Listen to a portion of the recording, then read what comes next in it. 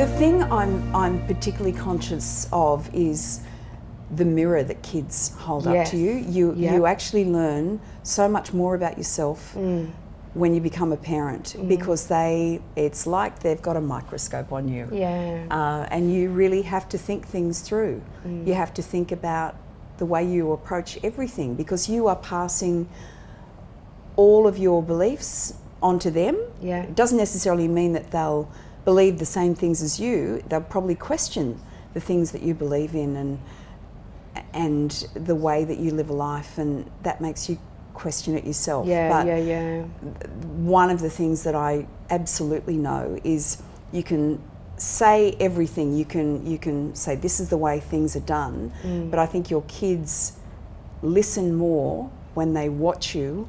When you think they're not watching you at all. I know. That's when they learn most of their lessons. The way you conduct yourself, the way you live your life. God, it can be hard though sometimes. You know, even when I'm around, you know, I'm so conscious of, no, I don't want to bring dieting or any form of, you know, any body image chat into my house, but I have to sometimes catch myself when I go, oh my God, these are such ingrained habits and I don't want to pass these on to my kids at all. So you just got to be so aware of, you know, because God, we can fuck them up so easily. And editing Dolly was probably the greatest educator for me because I felt like I was in some ways mothering the teenage population of girls. Of course, that's a lot of responsibility. It was a huge amount of responsibility that I only really reflect upon to some degree now when I think about that responsibility. It felt very natural to me to some degree because I was so soon out of that age group that it made real sense to me about the lessons that I wanted to be ingrained in that magazine. I'll give you an example. Here's an indication of how much responsibility I worked out very early on that this magazine had but was possibly being abused. So the first issue, well, when I first went to work there, the issue that was on the stands had been put together 3 months before because it was all published overseas. And in that issue, there was an article called 100 Ways to Have a Great First Date. And number 72, without a word of a lie, was, don't wear any panties, and then watch his reaction when you tell him. Oh my God. For Dolly magazine. For Dolly magazine. This is a magazine that is aimed at girls 12 to 16, 17. Wow. And I remember looking at it and thinking, you guys have no idea. Oh my God, you had a lot of work how to do. religiously the readers would look at that and go, well, there's a great idea. And, you know, my sort of brave self went to the journalist who wrote it and just said, I'm just wondering, is that really a good idea? Because girls really take this seriously. She said, don't be ridiculous. You know, those girls are, you know, our readers are 16, 17, and, you know, they don't really start having their first kiss until they're like 15, 16. And I just thought, you have no idea what this means to young girls. And I think if you haven't been a reader, to understand the way Dolly was in young girls' DNA, it was the only place where young girls could really go and feel safe. It was a sister, best friend, you know, often kinder than best friends can be at that age. Yeah, exactly, You know, the mother some girls didn't have, the place where they could go and get great advice and find out the latest lipstick and find out about boys and feel okay about writing into Dolly Doctor and asking questions that they feel naive about. They're not getting the sex education. And I really felt the weight of that responsibility. I bet, keenly from day one. And I can remember one of the two greatest heartbreaks that I had in that role was I decided that I needed to know what level of sex education was out there. And so I did a survey. And this was long before there was computers and market research companies that you could employ to do this thing.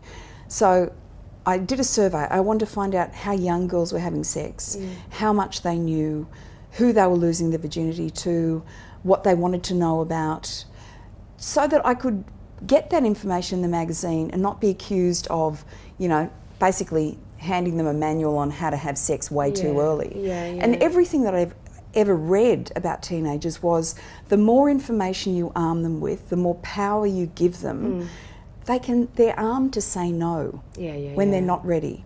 And they put off their first sexual experience, because it's not that they get caught in a situation they don't know what to do and they just find that they're having sex before they even realise it. So I thought, I need this information going forward.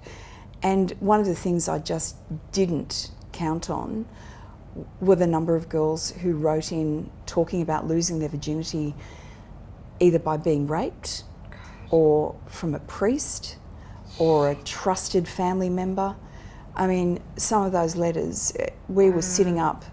I mean, I had such a dedicated staff. We would sit up, we were hand collating all of the results, and we were just in tears, reading the truth of, you know, what was really going on. That and girls with eating disorders. We published the first article in mainstream media about bulimia. It was just one of those dirty secrets that just wasn't talked about. And so it was a really important forum for girls to feel this was a safe house to come and talk about issues and get help. Right, yeah.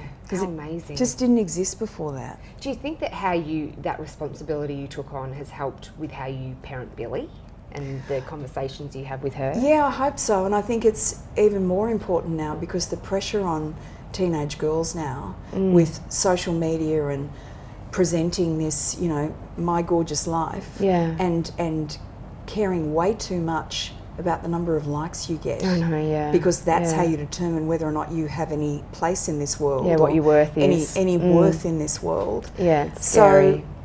So, you know, as mothers, our role has never been more crucial. And yet, you know, I think there's lots of women who are well past those years that are meant to be insecure, where you can find yourself caring too much about social media and the bullying that goes on in social media. So we've got to be the grown-ups in the room. You know, we've got to remind our girls that this is not the stuff that matters. And there's too many role models out there that are based on fluff. Oh God, we've got to celebrate more. the role models of depth. I went and interviewed Malala Yousafzai a couple of weeks ago.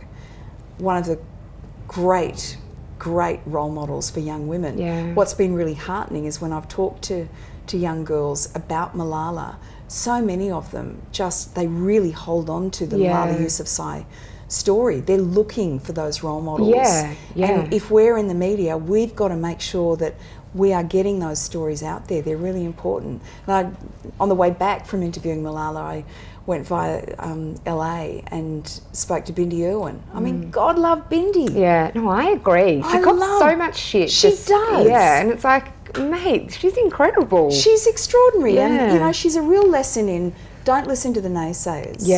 You know, very different experience to Malala Yousafzai. But, totally. But you know, she's all about the environment. You know, she's absolutely her father's daughter and her mother's daughter. Terry is an extraordinary woman. And you know, they love telling that story. Sure, they're showbiz, but the bullying that they cop, and they just rise above it. They are so much better than those who seek to destroy them.